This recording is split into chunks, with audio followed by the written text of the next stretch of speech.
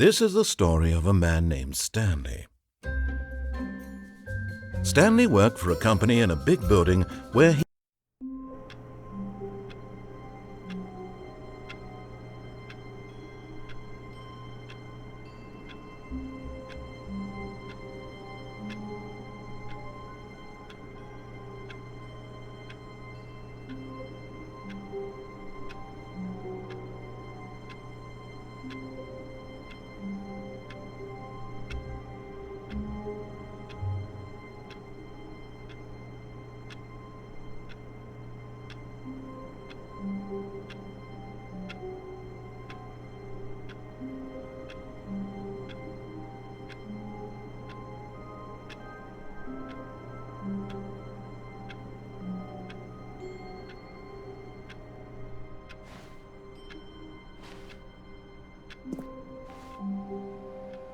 all of his co-workers were gone. What could it mean? Stanley decided to go to the meeting room. Perhaps he had simply missed a memo.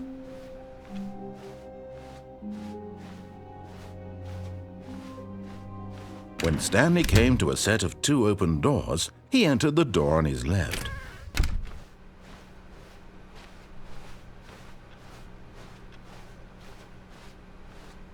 Yet there was not a single person here either. Feeling a wave of disbelief, Stanley decided to go up to his boss's office, hoping he might find an answer there. Coming to a staircase, Stanley walked upstairs to his boss's office.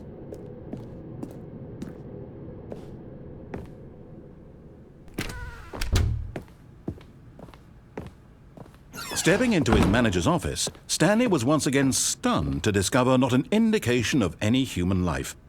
Shocked, unraveled, Stanley wondered in disbelief who orchestrated this. What dark secret? Stanley was in such a rush to get through the story as quickly as possible, he didn't even have a single minute to just let the narrator talk. That kind of anxiety isn't healthy, so he relaxed for a few moments with some calming New Age music.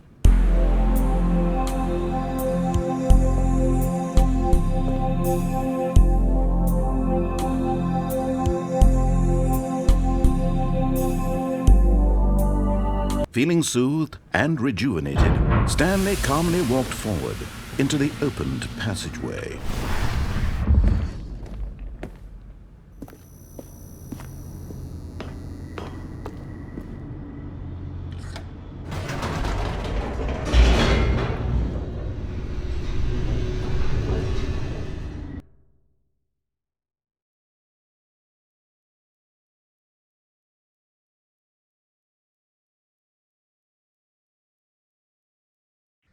Descending deeper into the building, Stanley realized he felt a bit peculiar. It was a stirring of emotion in his chest, as though he felt more free to think for himself, to question the nature of his job. Why did he feel this now, when for years it had never occurred to him? This question would not go unanswered for long. Stanley walked straight ahead through the large door that read Mind Control Facility.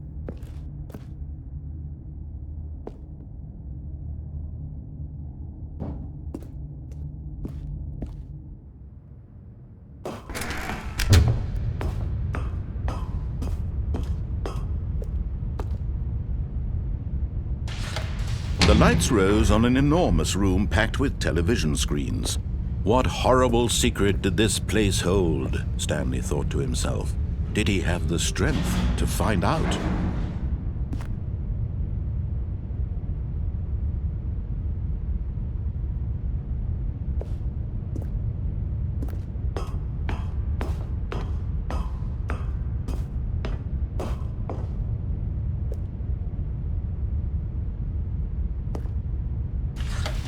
Now the monitors jumped to life, their true nature revealed. Each bore the number of an employee in the building, Stanley's co-workers. The lives of so many individuals reduced to images on a screen, and Stanley, one of them, eternally monitored in this place where freedom meant nothing.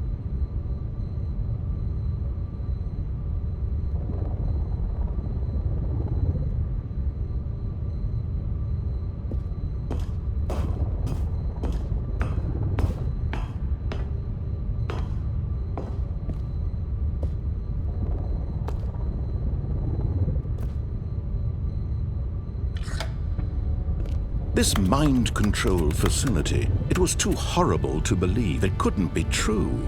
Had Stanley really been under someone's control all this time? Was this the only reason he was happy with his boring job? That his emotions had been manipulated to accept it blindly? No, he refused to believe it. He couldn't accept it. His own life in someone else's control? Never!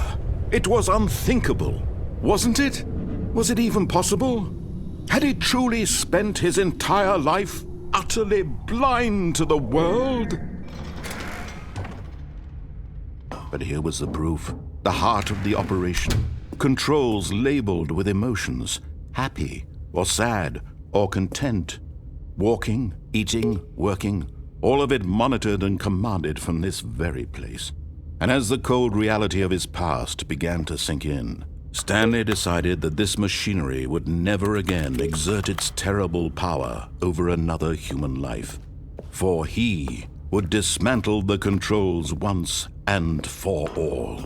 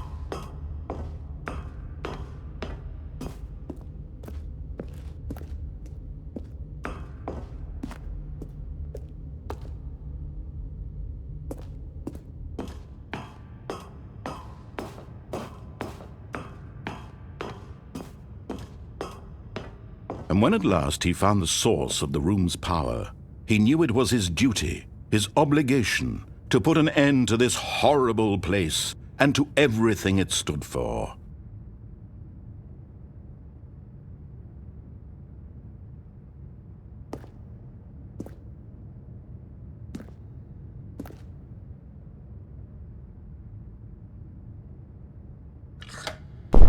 Oh, Stanley. You didn't just activate the controls, did you? After they kept you enslaved all these years, you go and you try to take control of the machine for yourself. Is that what you wanted? Control? Oh, Stanley, I applaud your effort, I really do. But you need to understand, there's only so much that machine can do. You were supposed to let it go, turn the controls off, and leave. If you want to throw my story off track, you're going to have to do much better than that.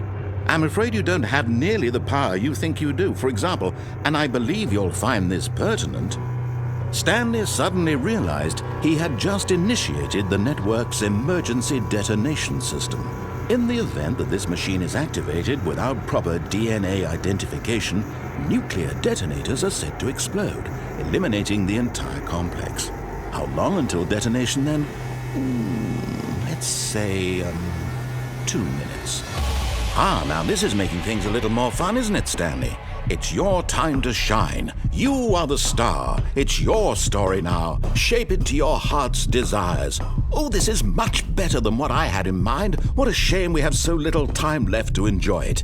Mere moments until the bomb goes off. But what precious moments each one of them is.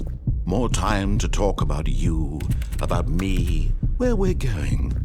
What all this means, I barely know where to start. What's that? You'd like to know where your co-workers are? A moment of solace before you're obliterated? All right, I'm in a good mood. You're gonna die anyway. I'll tell you exactly what happened to them. I erased them. I turned off the machine. I set you free. Of course, that was merely in this instance of the story. Sometimes when I tell it, I simply let you sit there in your office forever, pushing buttons endlessly and then dying alone. Other times, I let the office sink into the ground, swallowing everyone inside, or I let it burn to a crisp. I have to say this, though, this version of events has been rather amusing. Watching you try to make sense of everything and take back the control wrested away from you, it's quite rich. I almost hate to see it go. But I'm sure whatever I come up with on the next go-around will be even better. My goodness, only 34 seconds left. But I'm enjoying this so much. You know what? To hell with it. I'm going to put some extra time on the clock. Why not? These are precious additional seconds, Stanley. Time doesn't grow on trees. Oh dear me, what's the matter, Stanley? Is it that you have no idea where you're going or what you're supposed to be doing right now? Or did you just assume when you saw that timer that something in this room was capable of turning it off? I mean, look at you. Running from button to button, screen to screen, clicking on every little thing in this room. These numbered buttons, no, these colored ones, or maybe this big red button, or this door. Everything, anything, something here will save me. Why would you think that, Stanley? That this video game can be beaten? Won? Solved? Do you have any idea what your purpose in this place is? Stanley, you're in for quite a disappointment. But here's a spoiler for you. That timer isn't a catalyst to keep the action moving along. It's just seconds ticking away to your death. You're only still playing instead of watching a cutscene because I want to watch you for every moment that you're powerless, to see you made humble. This is not a challenge, it's a tragedy. You wanted to control this world, that's fine. But I'm going to destroy it first, so you can't. Take a look at the clock, Stanley. That's 30 seconds you have left to struggle.